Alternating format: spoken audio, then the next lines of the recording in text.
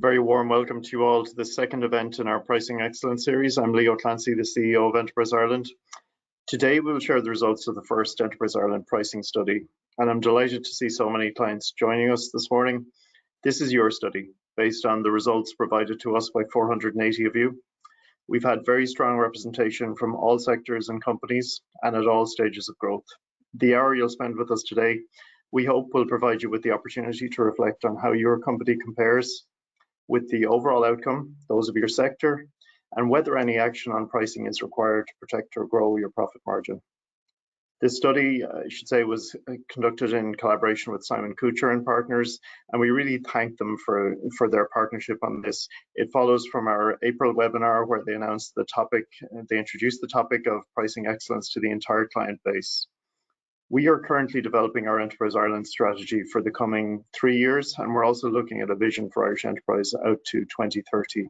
In consultation with our clients this summer, the themes of digitalization, innovation, talent acquisition, retention, climate action, and of course strengthening global markets through marketing and sales activity have emerged time and again.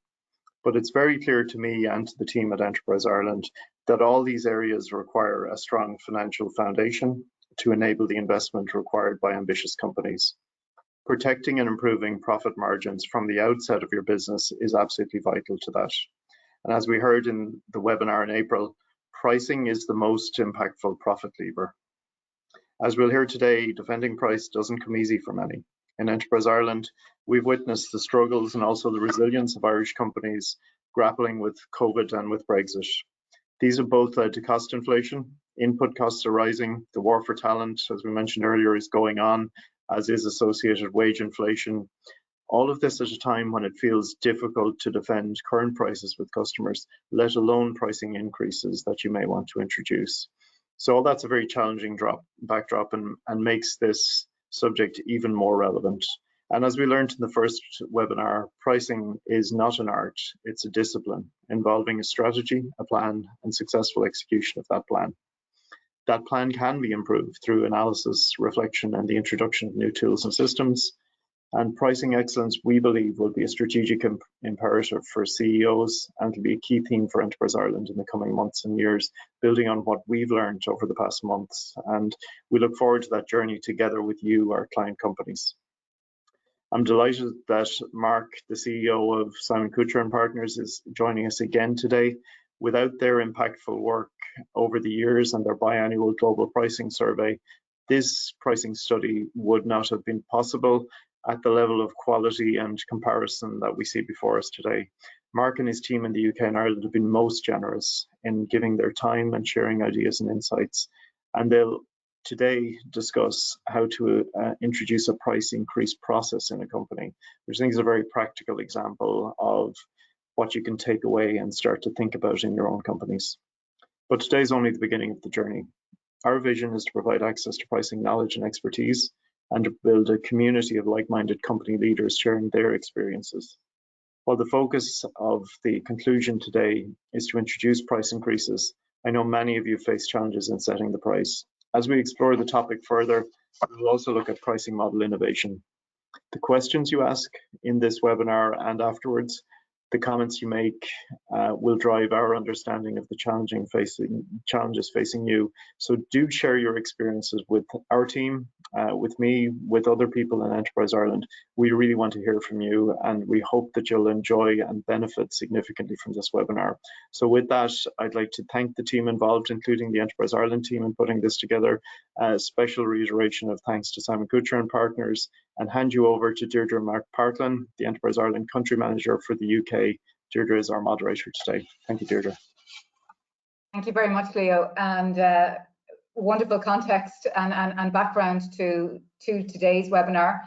I'll go through the flow of what we'll be doing today. So Mark, as Leo mentioned, will present the findings of the pricing survey and share his organization's guidelines for how to introduce a price increase process. That'll be for about 25 minutes, and then we have opportunity for questions and answers at the end. So just to guide you as well, if you're not familiar with the platform, the control panel appears generally on the right-hand side. There's a little orange arrow. If it's minimized, you can click it to pull it out. And there's a function there that you can ask questions in.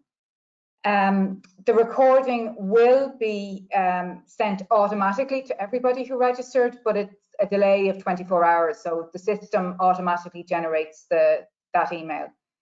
The slides of today we'll also share at the end of Mark's presentation in the handout function in that control panel. But if all fails, the last slide, I think, in Mark's presentation will have the contact details of Phil Darby, who is Simon-Kucher Partners man on the ground here in Ireland, and it'll have his details. So have your phone ready to make a photo of that very quickly if all technology is failing. And of course, we're here in Enterprise Ireland to help you with that as well. At the very end, we're going to talk about next steps that we're looking at on this topic. We're getting such an enormous response from clients. It certainly is hitting the mark, but we think we need to move now to sector level and to some of that peer exchange that Leo mentioned. So there'll be details of that at the end. So I'm going to wrap up, and I'm going to invite Mark to put on his camera and his mic. And as he's doing that, I'll just once again outline. I think a lot of people on this call have seen and heard you, Mark, before. Yeah, it's great to be back joining you again, Deirdre, and thank you so much for inviting us in again. Fantastic. And again, for anyone new to the call, Simon-Kucher Partners, as Leo mentioned, are global leaders, global leading consultancy on pricing. The breadth of their experience across the globe and their background and roots, let's say, in the German Mittelstand, gives us that balance and of sector understanding, company size understanding in terms of stage of growth, where they may be at, and it also gives you an affinity for our Enterprise Ireland clients. So I'll hand over to you, Mark. Thank you. Deirdre, thanks so much, and also thank you, Leo, for that lovely introduction as well. And we also, from Simon-Kucher Partners, massively value this partnership, and really looking forward to supporting Irish businesses more on this journey towards pricing excellence. So now I'm hoping that the technology is working. I can click through these slides here. I can make them smaller, but let's see if I can click them on. So as with all these things, it worked perfectly, didn't it? 10 minutes ago. Let me see if just give me 1 second. I'm going to try and get a keyboard and see if I can move with the keyboard.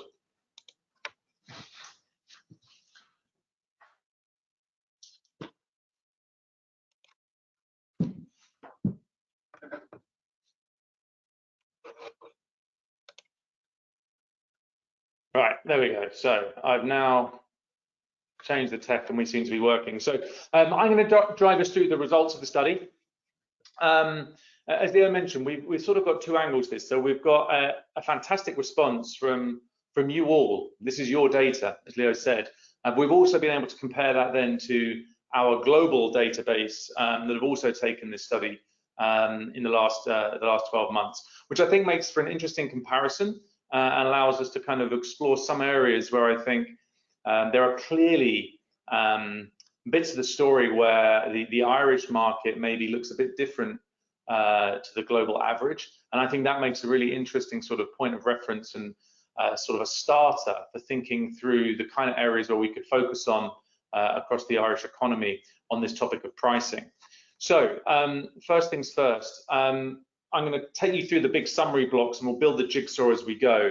But the good news, many of you, if not most of you, actually had a good 2020 and a good last 12 months and improved profits. Although I would say you tell us it's probably not structural profit improvement, rather more short-term profit improvement, but nonetheless, the backdrop is good.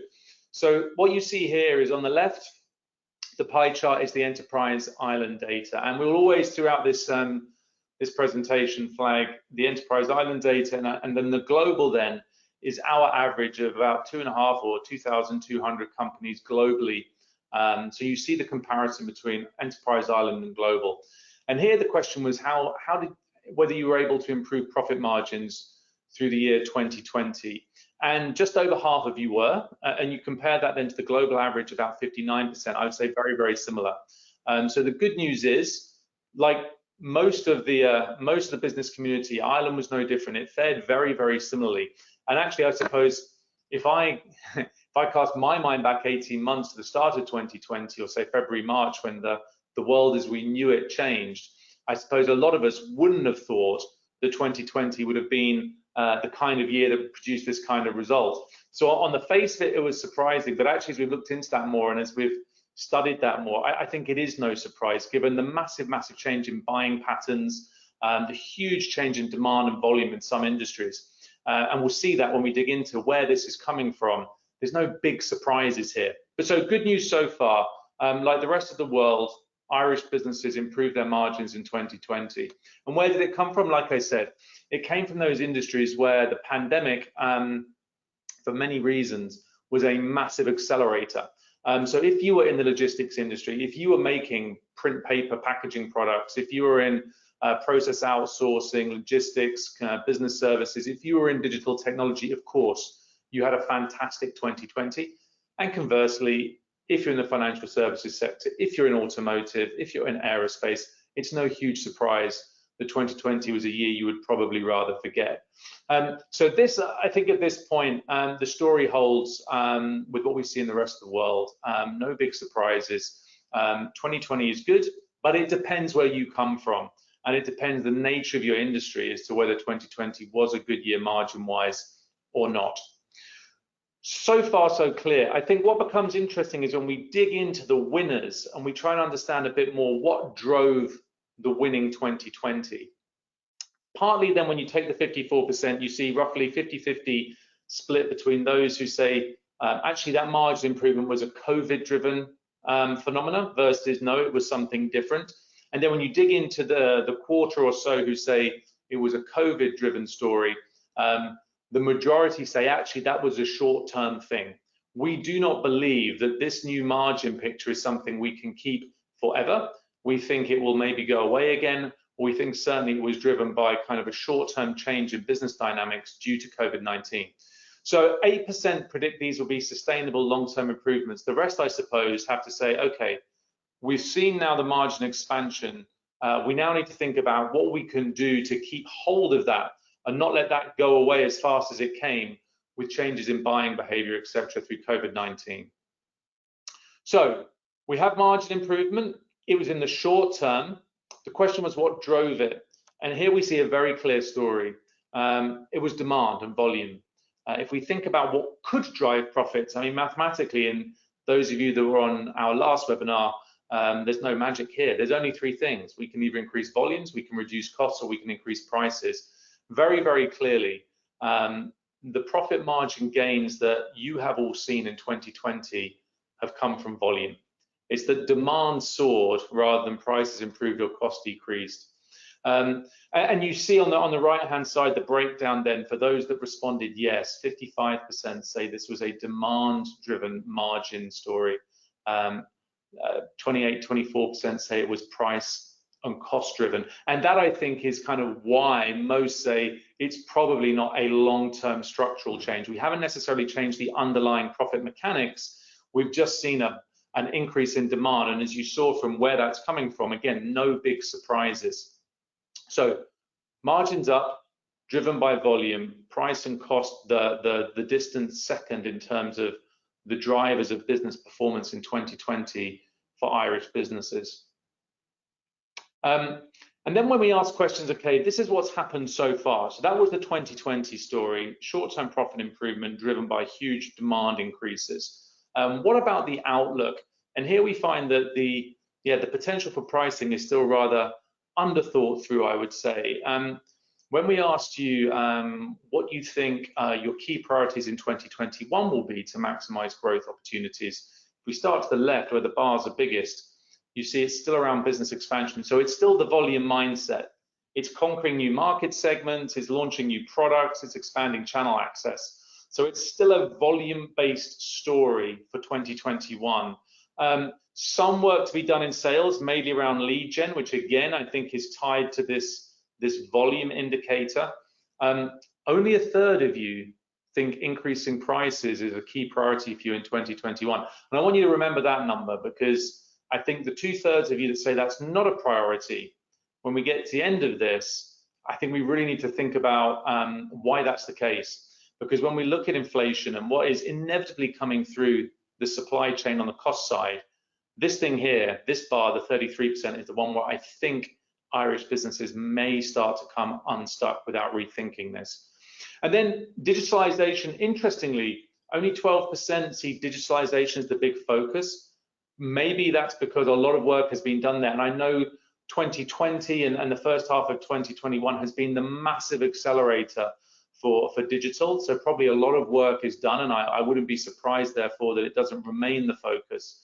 And then about a third again saying building a more resilient business model. So trying to make that short-term more structural, more resilient, I think also makes sense.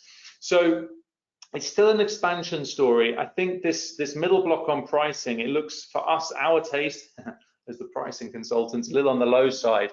I think that's something to hold in the mind and reflect on when we get to the end of this, and we look for the real outlook for the next 6 to 12 months when it comes to inflation.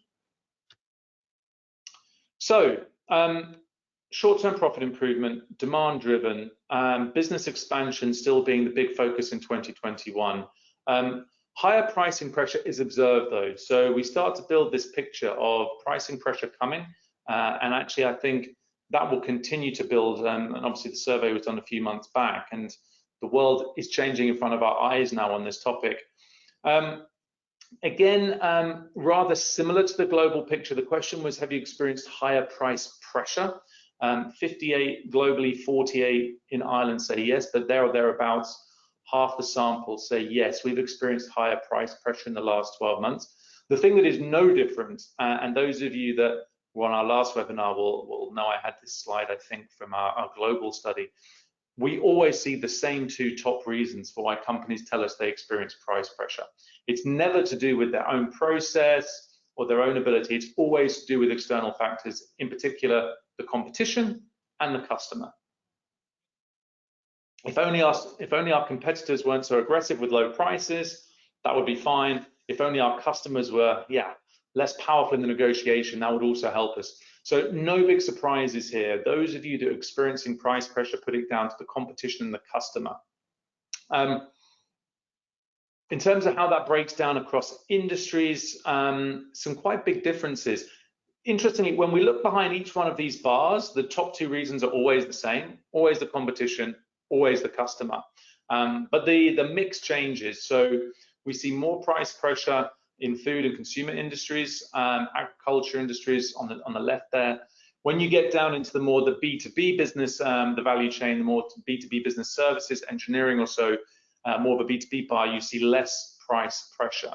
But again, I think the more interesting thing is when you get behind each of the bars, the top two reasons are always consistent. It's the competition and it's the customer. And it's that professionalization on the customer side that we need to really think about. How do we sell to a more sophisticated buyer, and how do we bring our A game to the negotiation? Thinking about the competitive dimension, this one I did find really interesting. So this is the first bit of data where Enterprise Ireland sample looked really quite different to the global sample. The question was, are you currently engaged in a price war? So this is good news. The good news is the Irish market structurally is less susceptible to price wars, or price wars less prevalent. Price war we defined as a series of undercutting price steps taken by players in the same industry. Shockingly, worryingly, I suppose, half the global sample, just under, say that they are, and others say that there isn't a war, but they're not involved in it. In Ireland, that's 20% are in. Still 25% recognize price wars in the industry. So actually, we add the two together, about 45% say there are price wars going on. It's not so different to the global picture, but less of you involved. And I think there's a number of reasons for that. I mean, one could be the structural makeup of the Irish market. I think in terms of a slightly more compact market, maybe slightly, closer ties between players in the market, more rational behavior, less emotional behavior. The one thing though that is always the same, and I'm sorry to say it, enterprise island clients are no different to the rest of the world. When we ask those of you who are in the price war, who started it, you always tell us it's the other guys.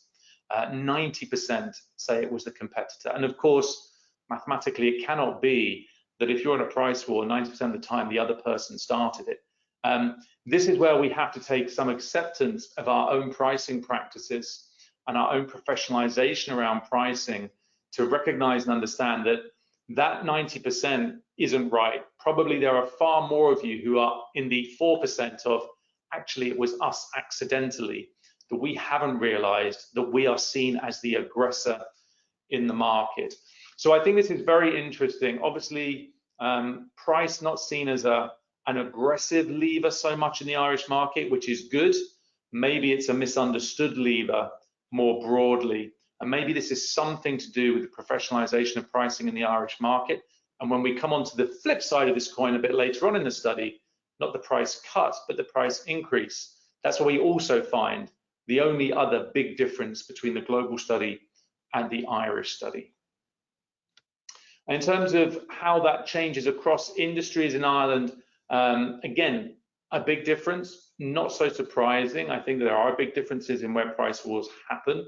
I think, yeah, the actual nature of the industry is maybe a little bit surprising, that given the price pressure we were experiencing in consumer and retail, less prevalent to price wars though, which is a good thing, far more in food and beverages, agriculture, and construction or so.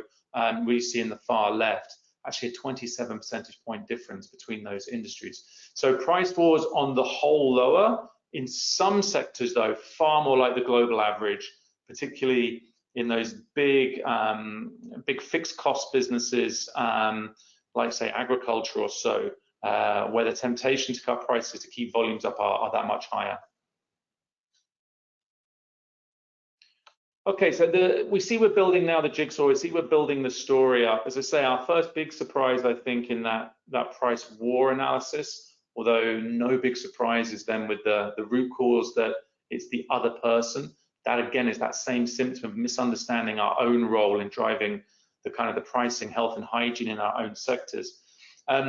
Now we get on to the second area where I think we start to see some differences. So first of all, a note about inflation and how you all are thinking about inflation. And then the final step will be what we're going to do about that to complete the jigsaw puzzle. So not from the study here, obviously just from day-to-day observations of the world, which is we all know that inflation is back. Inflation is very much back in fashion. And this one I don't think will be a short-term phenomenon. I don't think any of us think that. Frankly, personally, I've been a little bit surprised how long it's taken for us to see the first signs of inflation coming through, given the huge disruption and the massive friction driven into supply chains. It was, of course, absolutely inevitable that we would see increased cost of doing business, but also changes in disruption to supply. That coupled, obviously, then with a lot of money to spend in the pockets of saving consumers. It's absolutely no surprise inflation is back and it will stay back. And Ireland is no different to any other market in that sense. I think the thing is, it's been a long time. You see the headline in the US. In the US, inflation just topped 5%, biggest since 2008. And probably that's true, I think, in most economies that we look at, that inflation has gone away for so long. Maybe we've sort of forgotten how to deal with it. And maybe we've lost a bit of that muscle memory about what does it take to deal with inflation and to increase prices. And this is a big risk. I mean, here you see the three lines. The red line is Irish CPI.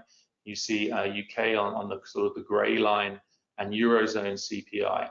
The story is clear. Everywhere is seeing a huge resurgence in inflation. 1.7% in Ireland. I don't think anyone is predicting that will drop, probably more likely to increase in the next few months. And I also don't think that this will be gone in a few months' time. Inflation will be back. And we will see that in all markets.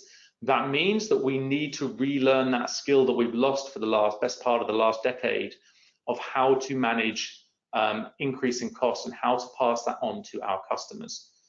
And here, back to the study, this is where the alarm bells started ringing for me when I looked at the data the Irish study. A third of you, actually less than a third of you, are planning price increases above that rate of inflation.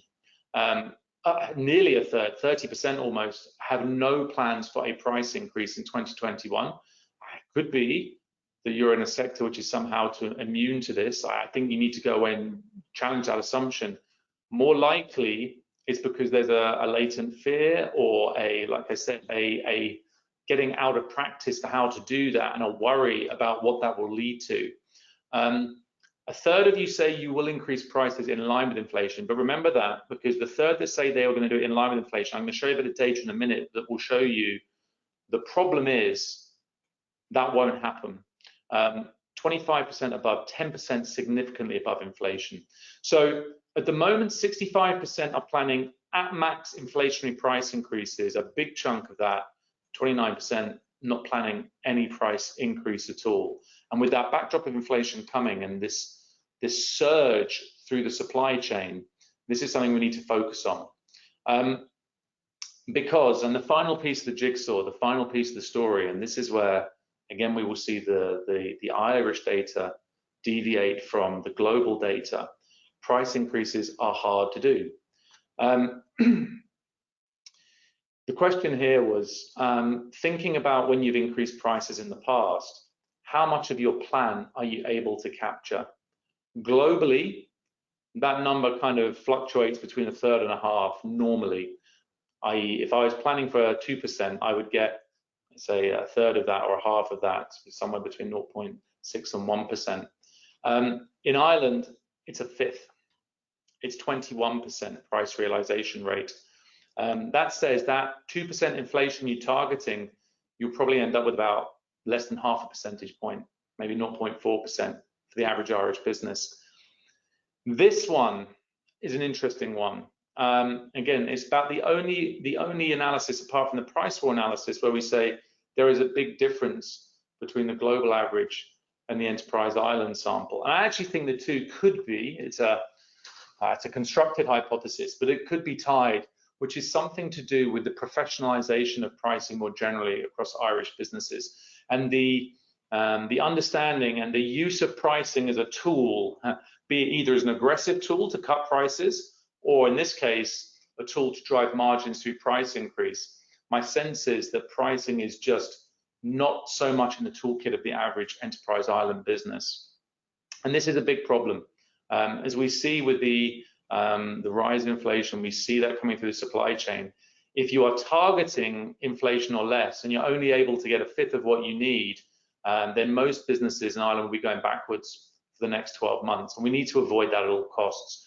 You need these price increases to happen because you need this for your own investment in your own business. If you're going to do the business expansion you want to do, this has to be funded from somewhere, and price increases are the only way to do that. We cannot afford to sit in a business that goes backwards in margin terms because we're not able to pass cost increases through. So how can I increase prices without? And I say these are the 4 reasons that I think most people have unambitious targets and then weak realization of those unambitious targets. There's fears about breaking contracts, upsetting customers, or the legal dimension of that. A lot of fear about kind of waking the so-called sleepers, the customers that maybe don't ask for a lot, haven't spoken to for a while. I don't want the first conversation I have with them to be about a price increase. Obviously, the big fear of driving churn and saying goodbye to customers. And maybe for some industries, the quite valid fear of appearing on the front page of the newspapers, being the price increase business. But all these things can be managed, and there is one very simple word in how to do that, and that is preparation. And for a lot of businesses, the price increase process is something that they either never had or they've forgotten about because they haven't needed it maybe for the last decade. But actually, like many business processes, it needs to be approached in that way. And this is now one where I would say if you had to go away with anything from this session is to think about how are we going to go about doing this. And we have over the years developed a pretty clear process for sort of dealing with and implementing price increases. And I would say, like all things in life, if you don't do a bit of preparation, if you don't approach this as a professional activity, you tend to end up with bad results and bad outcomes. So there's a very clear 9-step process that we would recommend. It starts with getting the targets and aiming right. Step 1, setting the high-level target. As we've seen before, most businesses already have a too low target. It's inflation or below, knowing fully well that they won't get all of that. The second thing, and this is where a lot of failures happen, is a business will say, hey, 3%, 4% target, let's assume that. Let's work that through our business case. The problem is they forget that, I don't know, a third or half the revenue can't be touched. It's either in 3, 4, 5-year contracts, or it's brand new customers that we can't get to. So we have to achieve the 4% for the group from only half the customer base, which means we need 8% actually for those that are actually going to be able to have a price increase. So thinking very carefully about what the target should be and where it's going to come from. And then in steps 2 and 3, the most important thing for any price increase campaign is to differentiate. We always see the biggest failure modes are those that try the peanut butter spread of the simple 2% or 3% across all products and all customers, and this never works. We have to look in 2 dimensions. So where in the product portfolio do we have the opportunity, where we have the high value added, we are more differentiated, we haven't touched price in a long time. This is obviously where we need to put the balance. And the same on the customer side, looking at the whole customer portfolio and understanding that some segments and sectors are going to accept price increases more readily than others, either because their economics are better, either because they buy in a different way. But to really look on those 2 dimensions and to build that matrix of taking the average I want, but spreading it around that matrix in a sensible way where I'm being more realistic in where I'm going to get more out, and more realistic on where I'm going to get nothing as well, and to build that into our plan. Secondly, then we have to prepare. We have to think through in advance what happens when people say no. How do I guide the sales team in terms of that process? What are the escalation rules? Who do I go and ask if I need to do something below or different to the target that I've been set? I wouldn't underestimate the incentive side of this. Clearly, this is no salesperson or no frontline customer-facing person's favorite job, having difficult conversations with long-standing customers. And for most of us, it's in our DNA to make customers happy, and having conversations about price increase is not part of that. So thinking through the reward and making this top of mind, but also worth having the difficult conversation is interesting. We had a client who not long ago, we did the world's simplest incentive ever. We just said everything above the target, you share X% of the price increase above the target. And we stick that on top of your annual comp.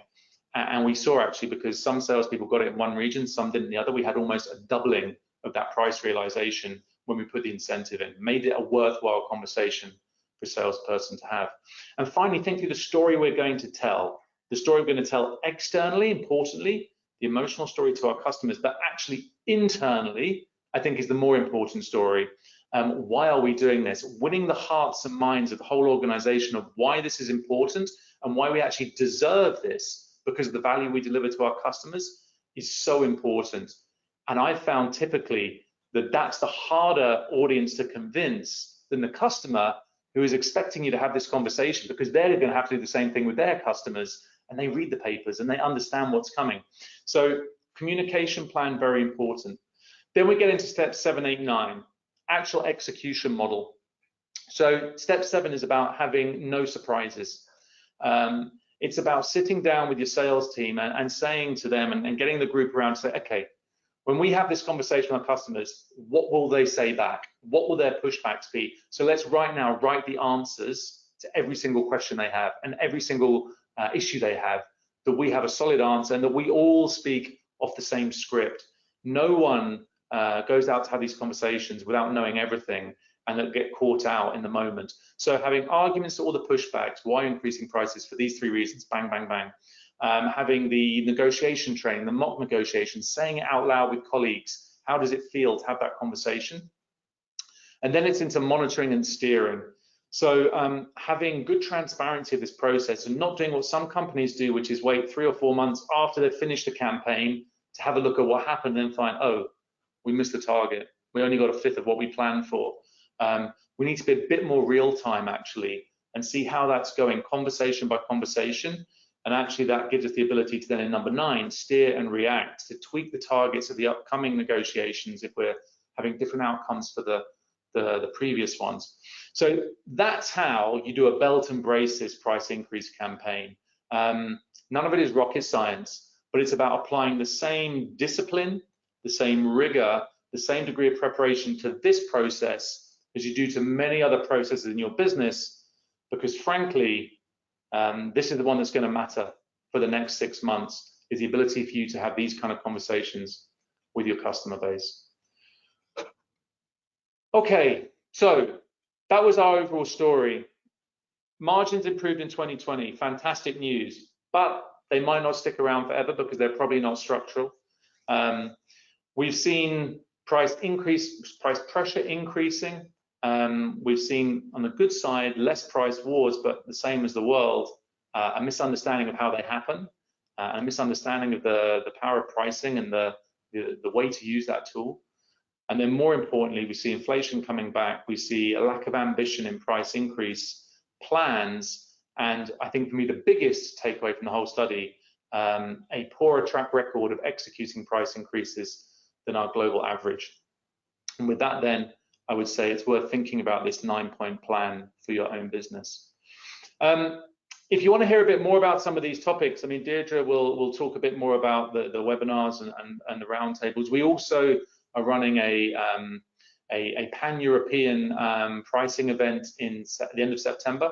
So this will be all of our European offices coming together for a global event with clients from all over the continent. Lots of very high quality speakers, external speakers, a lot of these topics covered again from different industry dimensions. So there's a clear invite to join that. And Deirdre promised I would also put Phil's mugshot up as well. Phil, our business partner in Ireland, our boots on the ground based just outside Dublin. I know many of you already know Phil, but again, Phil would also be very happy to coordinate talking through some of these topics with any of you at any point, if that's something you would like to do. With that, Deirdre, I will stop talking. I can see on the chat, I think you already have some questions coming through. I'm going to do my very best to answer them, but let's see. Great. Thank you so much. And you really bring those slides to life, Mark. Thanks for that. Fantastic insights. I do have a first question here, which was, you showed a slide that demand was the main reason for Enterprise Ireland clients' profit increase. So why do you think that it's volume and costs that are more in focus than pricing when it comes to profit improvement? Yeah, because, no, it's a good first question. And I think that's because that's the way most businesses are hardwired. I mean, we talked about in the last webinar for those that were on, this, I think, lack of understanding of the basic economics and mathematics of price increase and their ability to drive profits. Most businesses I speak with don't understand that and assume it's a volume game. That by driving volumes, this solves all problems. And actually, this gives us what we need to reinvest back, etc. The problem is, and the data here backs up, most volume gains aren't the sustainable. They don't change the fundamental economics enough to drive pricing. So, and that's because I think people like to sell. We're all entrepreneurs, and we'd much rather have those conversations than the pricing conversations. So I think it's hardwired in all of us that it's the way we believe the economics work, and it's the kind of conversations we like to have. It feels like the more fun and the easier going way to find growth than the more structural and the more powerful way on the pricing side. Okay, thanks for that. A second question here: why do so many firms go for below inflationary price increases? Now, it's part of the same story, right? Which is that initial sort of setting, and that we've all been told the customer is always right. And most things in business, I would agree 100%. Service levels, product quality, logistics, response times, of course, the customer's right. On pricing, it's okay if the customer is, okay, we don't want them to be super upset that they leave, but they also, let's be honest, Deirdre, if you have a conversation with a customer about pricing and they walk out that meeting super, super happy, hey, I mean, do we really need to go that far? So I think it's the same thing, which is it's that belief that the customer always has to be right. And actually, I think we should challenge that a little bit. And, why will our customers expect a below inflationary price increase? I think we are maybe spoiling our customers a bit too much with that as a target in mind. And it's that fear, the difficulty of having the hard conversation, like I also said, the lack of just memory for having done that for quite a long time, I think leads to people setting targets that are just too low to start with. And then as we saw in the subsequent analysis, if you have a below inflation target and a 20% hit rate, you're going to definitely be going backwards for the next 12 months. And maybe that follows on to the linked question, which is, why do you think that Enterprise Ireland client realization rate was lower in the global study? And more importantly, how should clients address that? Yeah, so, it's a hypothesis, and I don't know for a fact. I think it's something we should dig into and speak to in these roundtables with your client base about why they think that is.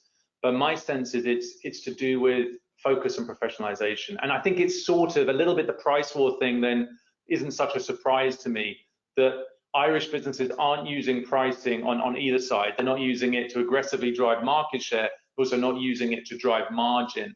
I think it's just a tool which is not on top of mind in the Irish players' toolkit.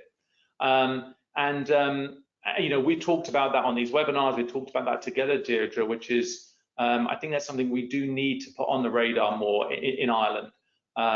Clearly, for whatever reason, it's not had the same level of attention as cost and volume. And I think that's a symptom of that. I don't believe there's anything structural where Irish customers would accept less of a price increase than a French customer or a German customer or an American customer. I believe that's an entirely internal thing, not an external thing. I'm almost certain there is nothing structural about the Irish market why price increases have to be lower. There is nothing. I no believe that's the case. I think it's a confidence and it's a toolkit question, and it's something we should reflect on as a business, not as a kind of a macro market thing. And it's interesting that you say that, because our client base are exporters, so but probably start in Ireland, so that's quite interesting for us to reflect on. Exactly, they'll be selling to the same customers around the world that the other members of our study sell to, and I'm positive this is a more internal than external thing. Okay. You've got compliments coming in. Great presentation. I always take those. We love those ones. That's very kind. Thank you.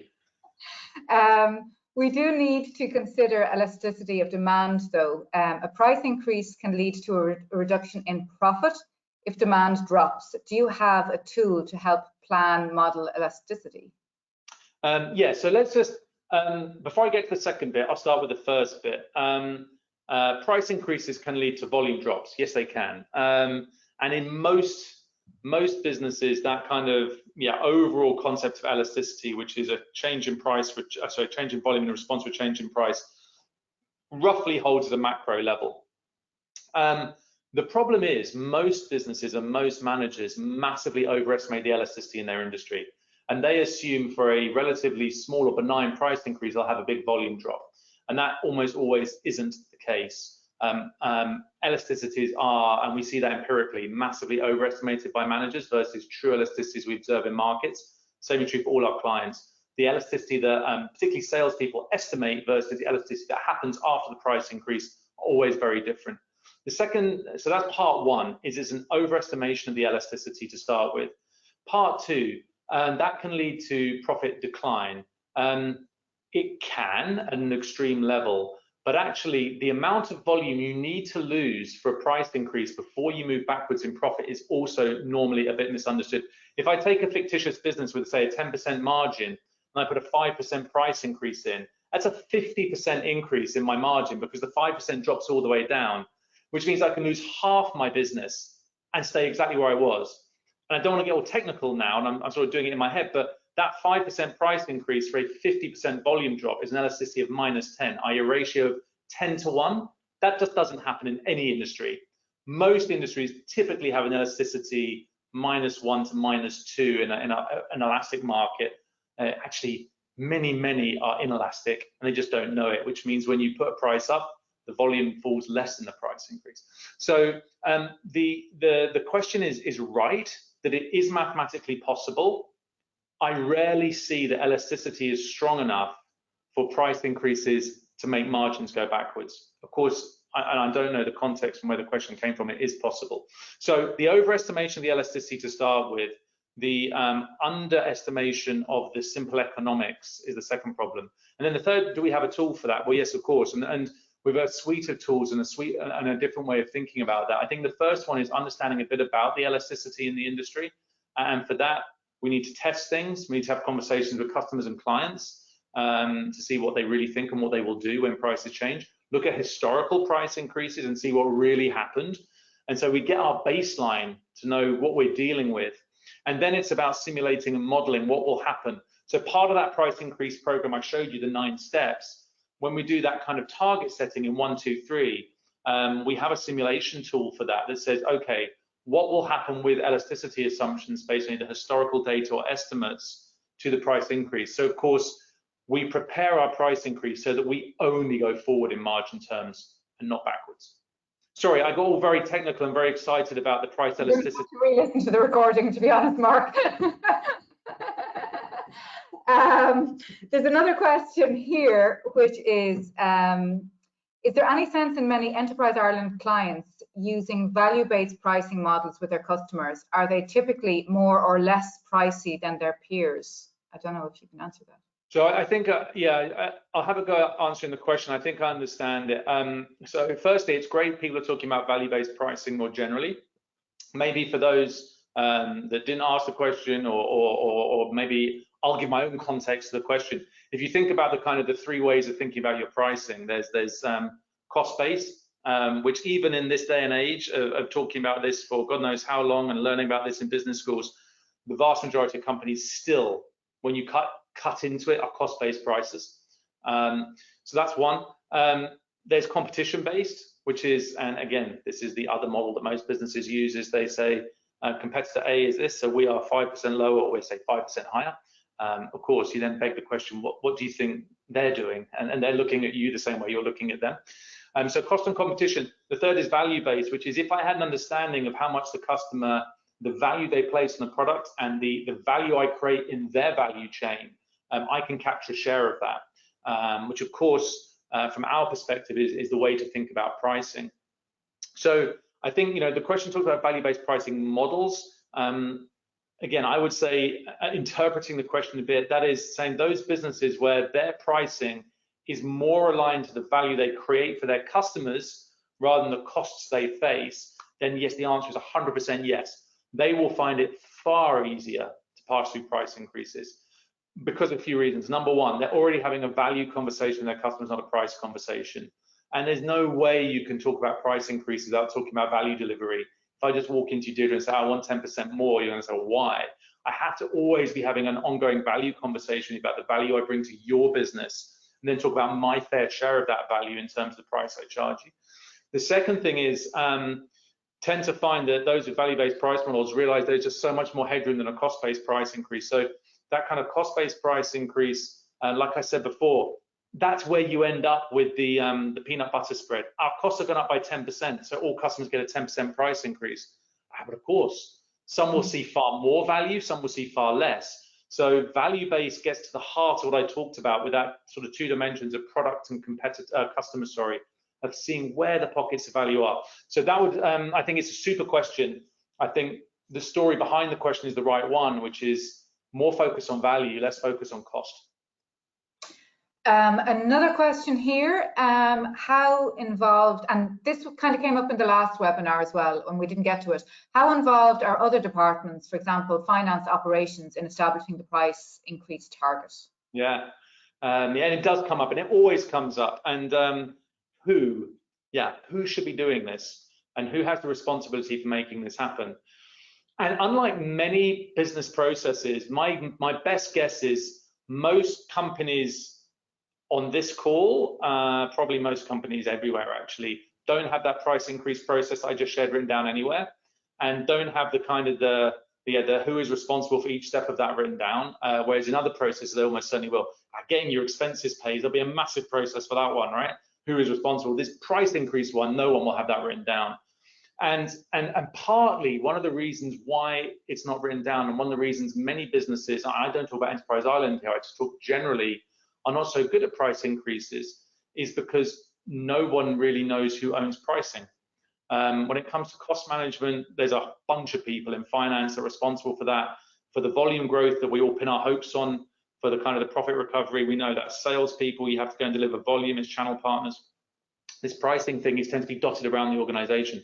So if I break that down, you know, there's I suppose sort of three normal places that have to be involved in that process. Of course, finance is in, because it starts with it's effectively a price increase budget ultimately, right? And we need to break that down across products and customers. So finance have to be in that kind of first column, but we will also need a lot of input from product management and sales. To do that analysis on the product and the customer dimension, we need those two functions involved to do that properly. Then there's a piece of kind of the marketing organization, that middle piece of thinking about the comms story. How do I explain and sell this? And then it's really into the sales organization, and sales are clearly the executing force for price increases. So it's a blend. The problem is normally everyone will look at each other across those four functions and say, it's you, it's you, it's you.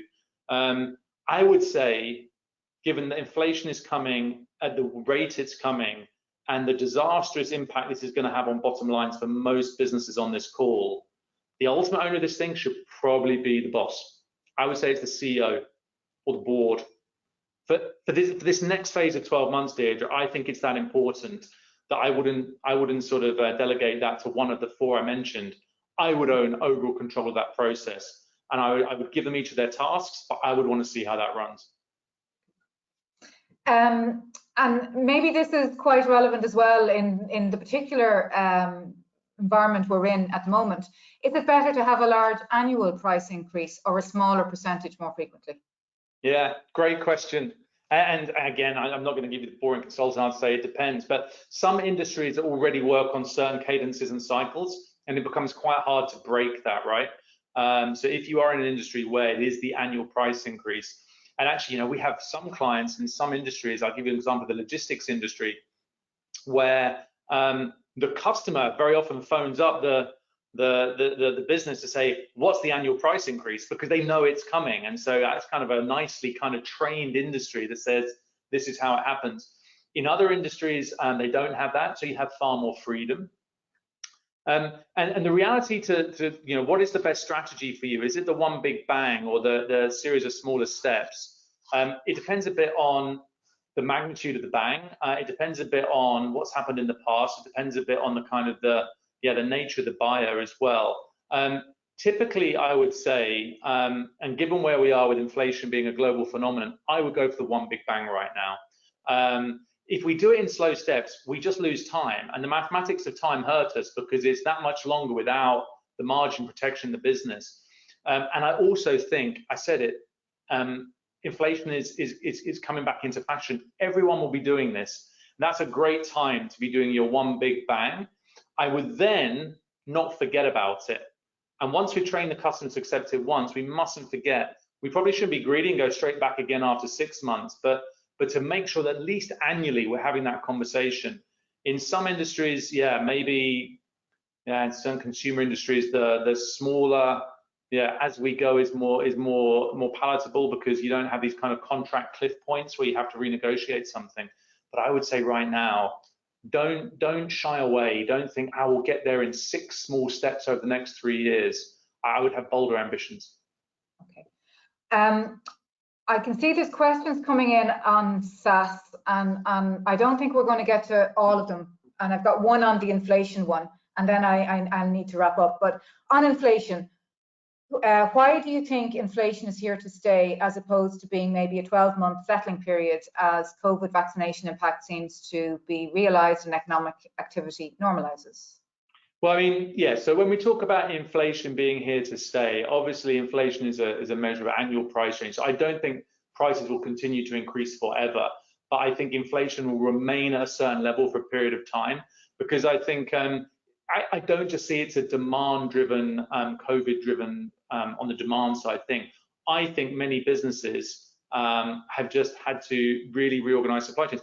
I'm just not sure if in 12 months' time, many businesses will say, yeah, we will go back to low-cost sourcing from China tomorrow. I just don't believe that. I believe most of us will look at alternative supply chain arrangements, which are probably more nearshore or onshored, and certain parts of the supply chain, definitely, we won't just give to, yeah, the lowest cost supplier anymore. I just cannot believe that will change in 12 months' time. So I think there will just be a structural increase in the cost base.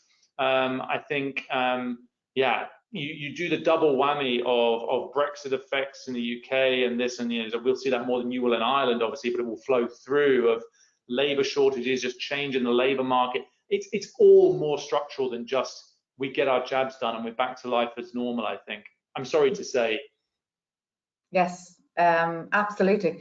So the question, and you're not going to have time to answer this, okay? But I just want to flag, there was, how do you go about creating SaaS pricing models for cloud software? And do you have any experience with those? And I'm going to interrupt and say you do, because that's actually been your background, Mark, hasn't it? Yeah. I mean, I would call them recurring pricing, recurring revenue models, and we're doing that everywhere, not just software. I mean, software, yeah, this stuff is kind of maybe easy because of the nature of the product. But I have many colleagues that we're talking to businesses right now about how to create recurring revenue models in engineering companies, industrial businesses, B2B services businesses. It's an ongoing trend, an ongoing phenomenon across all sectors. It takes a little more thinking, but it's absolutely possible. Great. So I'm going to ask Jill now, maybe just to pull up our final slides. I think that was a good segue, Mark, into the slides. And thank you very much for all the questions. And if there's more that come in, we may do what we did the last time, gather them and share with your team and find a way to share them back out. So I'd mentioned that as a next step, we're going to look at some sector specific, and we're going to move away from webinars. We're going to move towards roundtables. And the idea there is that we get more discussion going. So this has been very present mode with me moderating. I think it'll be much more value to our clients if we can get our clients speaking about their problems and their challenges and their how they see the world. So it'll be an opportunity for peer exchange. It'll be an opportunity for discussion. And Mark, your team have kindly agreed to provide some sector specialists that will come in and frame that discussion. So if this is something that you're interested in, to our clients online, let us know. This gives a flavour of what we're looking at. Initially, we'll organise them. You know, it'll be not in the summertime, I imagine, but we'll start organising over the summer. But if you're interested, flag your interest to myself or Gillian, who'll be on the next slide, and we know that you're interested, and we can start figuring out how to what teams to introduce to those. Or indeed your DA, I should say, if you're interested in those. I know there's a lot of DAs on the call today, so do include them in the conversation as well. If we move on then to the final slide, Gillian. So we have the recording, as I mentioned, it'll come to you automatically. There's a place on our Global Ambition site that you can look back to Mark's previous webinar, to this webinar and anything else we have on pricing or indeed sector matters. The handouts have been popped into the handout function in your panel. You can keep in touch with what's going on in terms of pricing, you know, on our Enterprise Ireland UK LinkedIn page. And, you know, from time to time we have podcasts also. Jill, who has been the magic lady behind organising all of this, has kindly put up her email address for any other queries. You should have Phil's as well from a photo, but we can direct you to Phil, or but also obviously feel free to contact me, deirdre.mcpartlan@enterprise-ireland.com. So Mark, I think we are concluded, and for the first time, pretty much on time for me. I want to thank you most sincerely and most gratefully. You bring slides to life in a way that is unique and really powerful presentation. I'm sure there's lots of food for thought. I will, on behalf of all of my Irish friends and colleagues and clients in Ireland, wish England the very best time. So I get all sorts of messages about that, but I live here and I love the team. I think they have a great attitude, and really know that you guys are looking forward to it, and wish you all the best. Thanks so much, Deirdre, and it's been an absolute pleasure to join you and the team again. I really enjoy these sessions, and yeah, let's see what happens on Sunday. It's a rare thing for an Englishman to be in a tournament final. So yeah, I wouldn't say I'm optimistic, put it that way, but I'm always hopeful, and I think that's the best way to be. Fantastic. Thank you again for your time, Mark. All the best. Thanks a lot. Take care, everyone. Bye-bye. Bye.